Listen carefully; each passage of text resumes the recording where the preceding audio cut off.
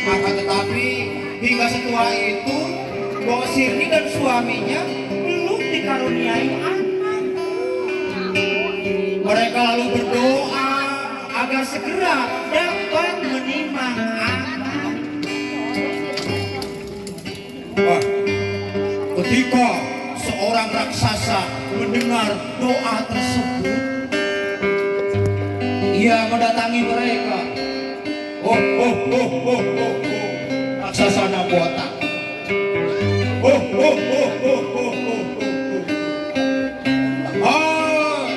Apakah kalian benar-benar ingin memiliki anak? Jika kalian menginginkan, aku akan bantu. Tapi ada satu syarat yang harus kalian penuhi. Jika anak kalian sudah berumur 6 tahun, kalian harus memberikan anak itu kembali padaku untuk aku makan. Ucap si raksasa dengan suara yang besar.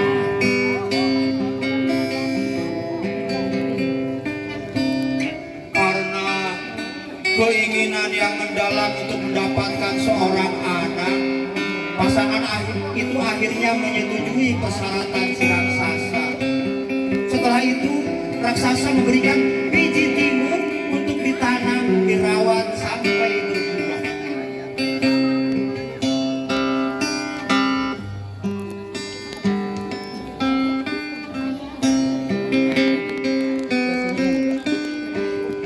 Sononya aja, ujungnya aja. Untuk apa raksasa itu memberikan biji timun ini ya? Apa ini bisa membuat kita memiliki seorang anak? Kata si kakek pada suaminya.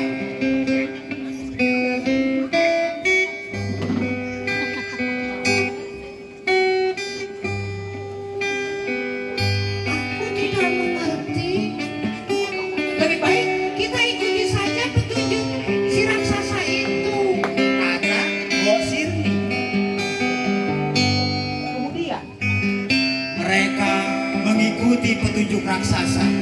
Biji timun yang diberikan ditanam dan dirawat dengan baik. Setelah 2 minggu, tanaman itu berbuah. Karena balik Menanam biji timun, buahnya adalah buah.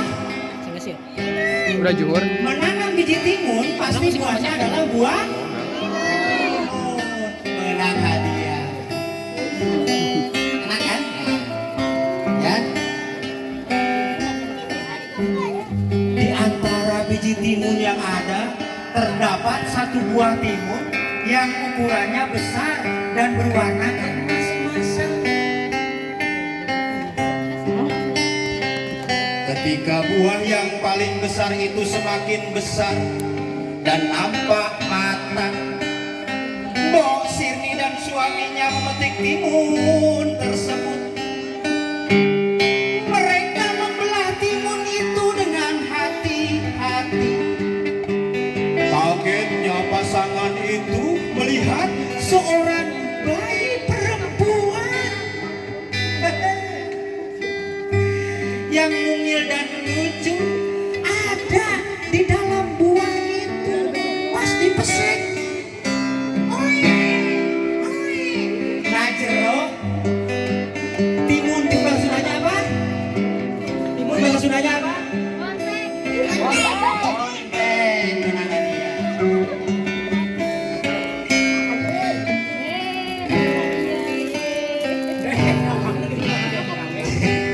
Seberang aja kabur licik. Ya, nah, betapa bahagianya Mbok Sirni dan suaminya karena sekarang punya anak kecil, bayi yang lucu seperti Arya Cima. Mbok Sirni dan suaminya sangat bahagia melihat timun emas tumbuh sehat menjadi gadis yang cantik seperti ini. Mereka Suatu hari sang raksasa datang menagih janji Mbok Surti dan suaminya untuk menyerahkan kembali anaknya kepada si raksasa.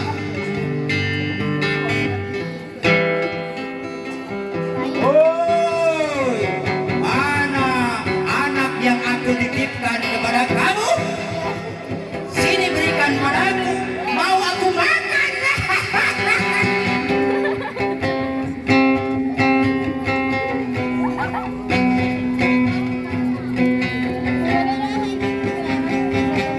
Maaf, Tuan Raksasa, bukan kami hendak mengingkari janji, tapi timun emas masih sangat kecil dan tidak enak untuk dimakan.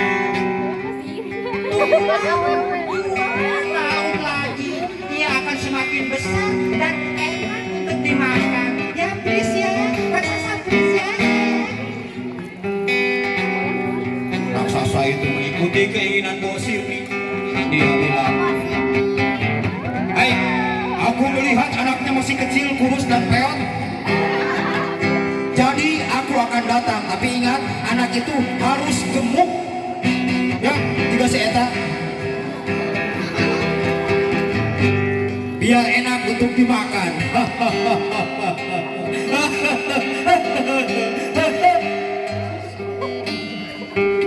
Hari demi hari berlalu, waktu yang dijanjikan semakin dekat. Mbok Sirni dan suaminya semakin tak rela melepas timun emas.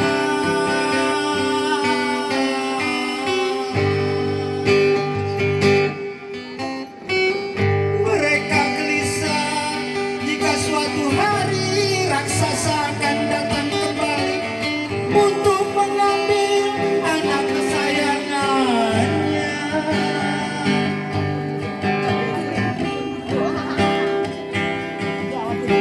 Suatu malam Mbok Sirni bermimpi. Dalam mimpi itu ia harus menemui pertapa di Gunung Gundul. Gundul. Agar anaknya selamat. Ia pun memberitahukan mimpinya kepada suami.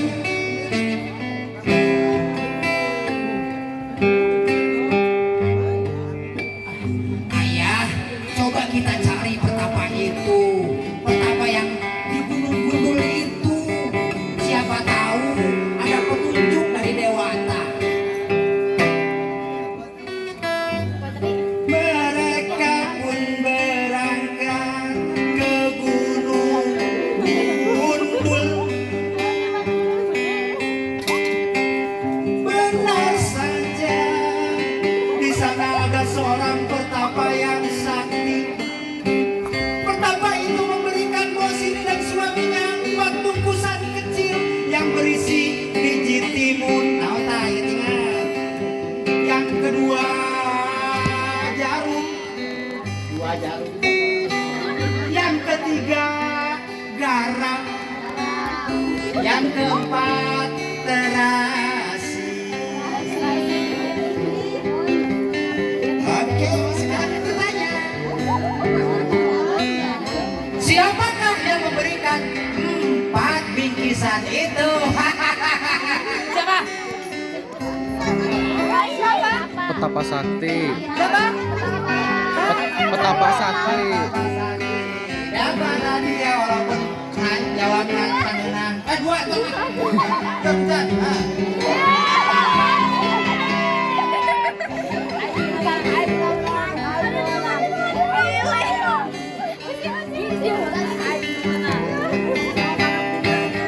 Setibanya di rumah, Mbok Sirni memanggil timun emas. Mbok Sirni dan suaminya memberikan 4 bungkusan kecil itu kepada timun emas sambil memberikan nasihat dan menyuruh timun emas untuk berdoa.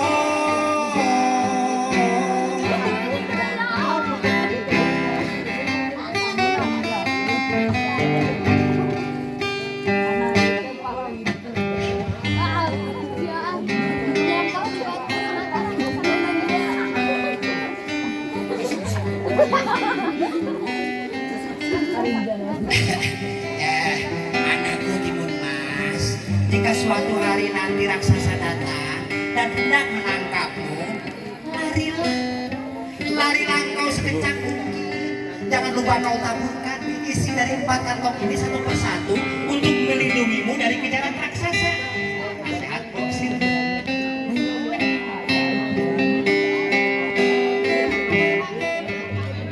Hal yang dijanjikan pun tiba. Raksasa datang menemui mereka. Ia menagih janji kepada Boksir dan suaminya untuk menyerahkan timun emas. Ketika itu mereka sudah menyuruh timun emas pergi keluar lewat belakang.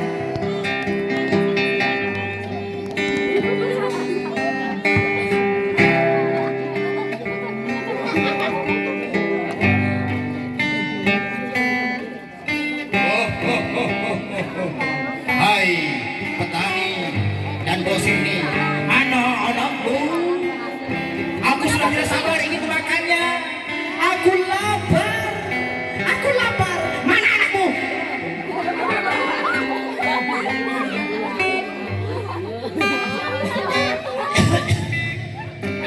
Maaf tuan raksasa, timun emas sedang pergi.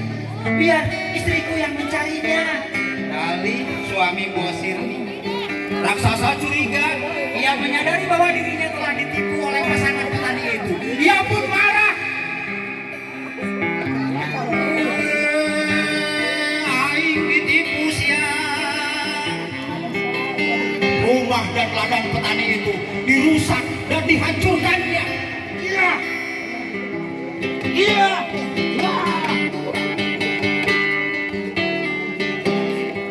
Ketika raksasa itu sedang kalap dan marah, ia melihat sesosok gadis yang sedang berlari di kejauhan. Wah, itu dia. Itu adalah timun emas. Meskipun timun emas sudah berlari sangat jauh, tapi tetap saja sang raksasa dengan tubuh yang langkahnya besar dapat dengan mudah mengejar timun emas. Hei, arek lompat ke mana sih ya? Udah timun emasnya, dikejar timun emas.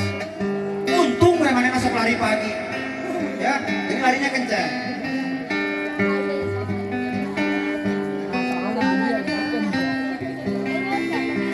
Siapakah yang berlari jauh? Salah. Yang berlari jauh adalah maling yang dikejar-kejar polisi. Ketika raksasa mulai mendekat, timun emas mengeluarkan penangkal yang diberikan orang tuanya. Pertama, dia mengeluarkan biji timun. Gak mungkin kemana ini?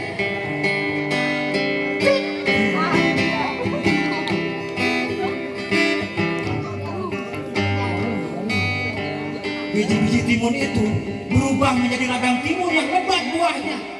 Melihat hal itu raksasa berhenti mengejar timun emas. Iya akhirnya, kayak bonteng ya. Kalau nggak ada bonteng si raksasa ya. Makan dulu bonteng. Ia asik memakan buah timun di ladang itu. Namun ketika ia menyadari incarannya sudah mulai pergi, ia kembali mengejar. Tungguan hola. Budak bayi mana? Bahkan kekuatannya bertambah setelah makan timun dari ladang tersebut. Timun emas berlari. Apa ya lempar air sama kan kio lupa tadi. Gua. Timun emas. Minum mana minum? Kali ini timun emas mengeluarkan penangkal yang kedua yaitu jarum. Ditebarkannya jarum itu di jalan yang telah dilewati. Hal ajaib pun terjadi. Jarum-jarum itu berubah menjadi pohon bambu yang tinggi dan tajam. Meskipun demikian, raksasa berusaha mengejar timun emas. Ia masih mengangankan lezatnya daging timun emas.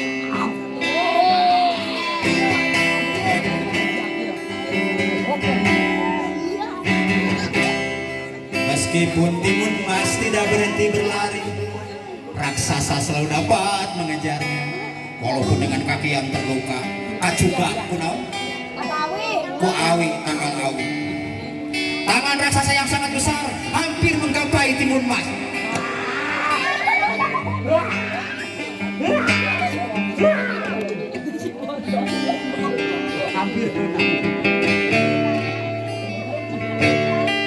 Akhirnya Timun Mas mengeluarkan penangkal yang ketiga, yaitu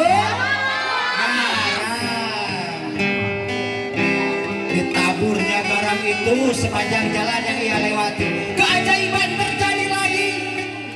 Garam ditaburkan menjadi lautan yang luas seperti sungai Cisadane. Amat luas panjang. Raksasa pun harus berenang untuk mengejar Timun Mas.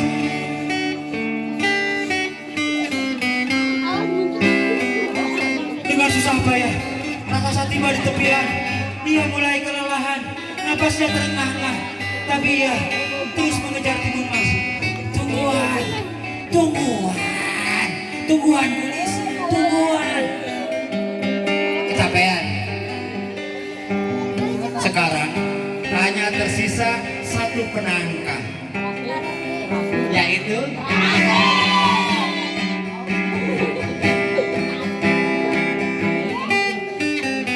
terasi itu ditaburkan Timun Mas di jalan yang telah dilaluinya.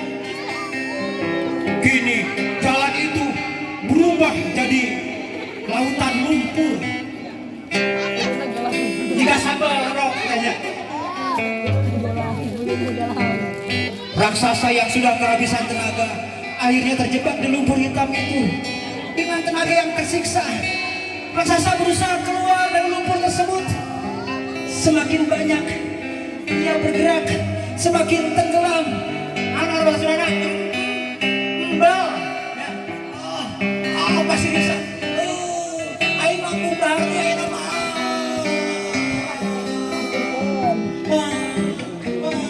Kotor.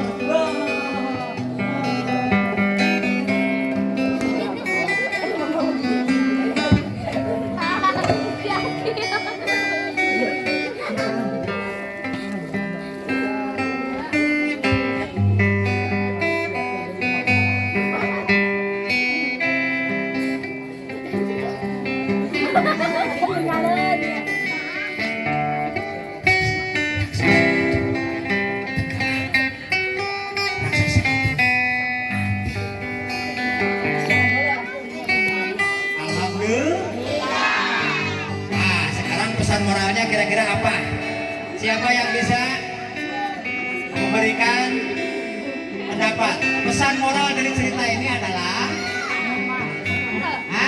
ini nama Timun Mas. Pesan moral naon? Hiji, kita harus menjadi anak yang berat. Walau ada tantangan, rintangan, hambatan di depan kita, entong elek, entong gimir, ya jangan takut. Kita harus terus maju ke depan. Urang kudu sakola, urang kudu pintar, urang kudu hebat. Aja dari raksasa loba gitu.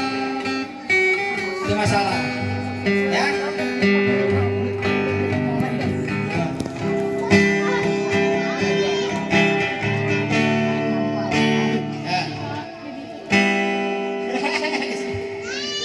Ya, terus berusahalah sekuat tenaga.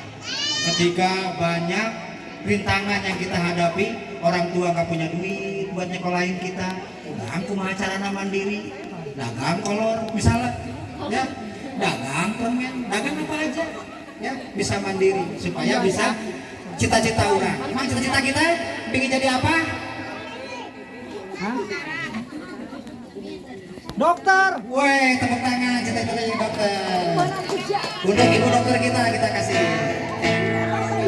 Oke. Tadi ada berapa